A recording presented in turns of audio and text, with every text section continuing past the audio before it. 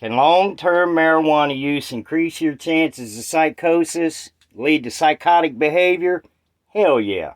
And I got some really good silver coming, y'all. I got that one from FG Stacker that I stated in my last video.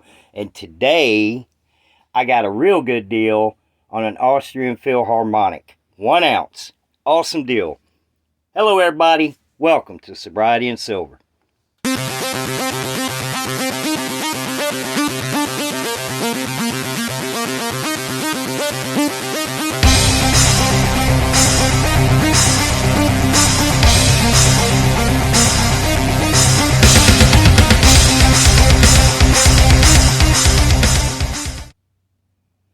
I woke up sober this morning because I went to bed sober last night. Today is 1,162 days of continuous sobriety. Day 198 of stacking silver and loving it.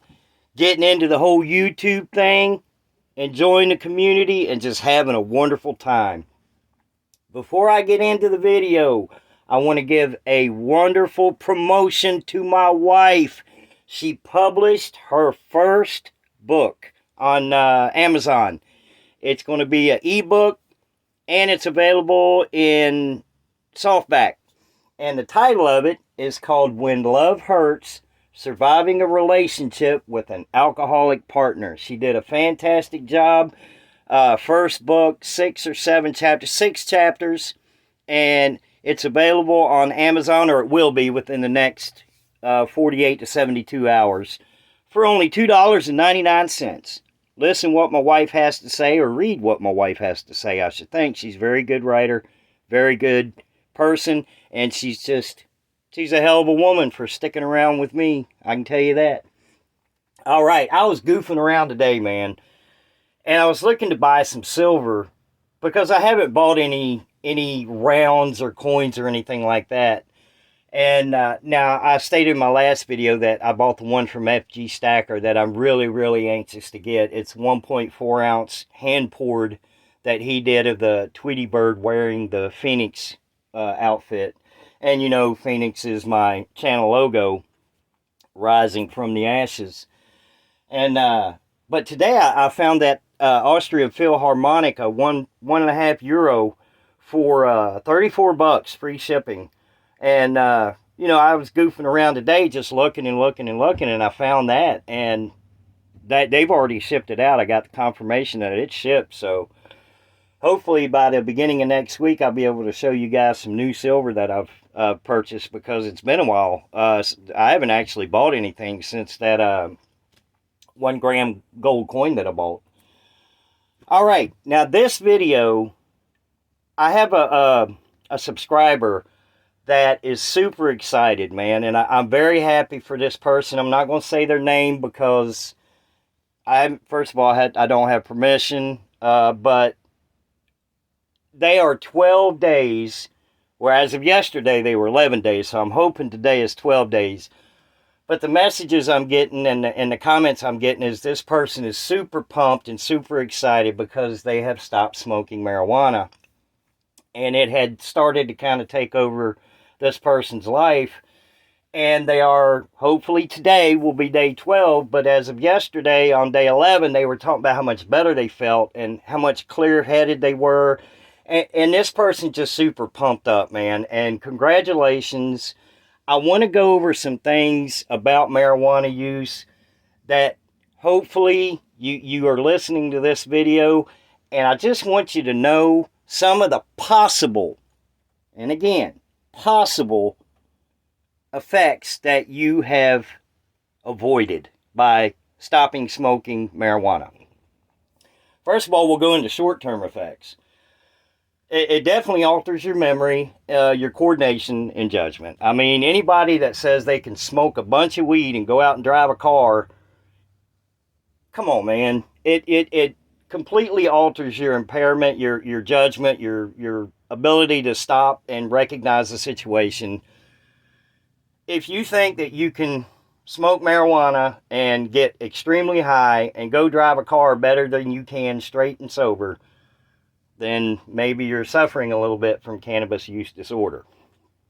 But the cardiovascular, man, it increases your heart, increases your chances for a heart attack. But then again, nowadays, what don't? I mean, you can't eat a popsicle nowadays without having an increased chance of a heart attack. But still, eating a popsicle doesn't have all these other side effects that the use of marijuana does. Your cognitive ability, I was talking about the memory loss. It can turn into a long-term memory loss to where you're really having problems learning, and it'll affect your cognitive ability. And especially in younger users, when you start young and you smoke for a long time, it can really damage your memory and decline your ability to learn new things. 10 to 30%, that's a low number to me. 10 to 30%, but still, do you want to roll the dice and see if you come up with that 10 to 30%? 10 to 30% of people who smoke marijuana over a long period of time develop marijuana use disorder. Now, I'm not going to go into a whole bunch about what this disorder is, the cannabis use disorder, marijuana use disorder. If you think you are having a problem with it and it's something you want to address, I encourage you to look up in the Yale medical journals about marijuana use disorder or cannabis use disorder. Pardon me. So yeah, 10 to 30%. I mean, that's 1 to 3 out of every 10 people who smoke marijuana become addicted to it. Cannabis hyperemesis syndrome. Now listen to this, and this is directed to that individual who is 12 days off of smoking marijuana, and I congratulate you again, man. That's awesome. I actually have never heard of cannabinoid hyperemesis syndrome, but I wanted to put this video out to let you know some of the things that you are possibly avoiding by stopping. Early symptoms: stomach pain, extreme stomach pain, and nausea. And it progresses into repeated vomiting, abdominal pain, loss of appetite, dehydration, electrolyte problems, and weight loss. Here's the one that I think is the most important, because I stated in my opening statement, can marijuana use increase the chances of psychosis and lead to psychotic behavior? Yeah, it can. And I'm going to give a made-up example. Now, this is according to Yale Medicine. Psychiatric disorder from the continued use despite clinically significant impairment. Let me say that again in English. Psychiatric disorder from the continued use despite clinically significant impairment. Here's a scenario.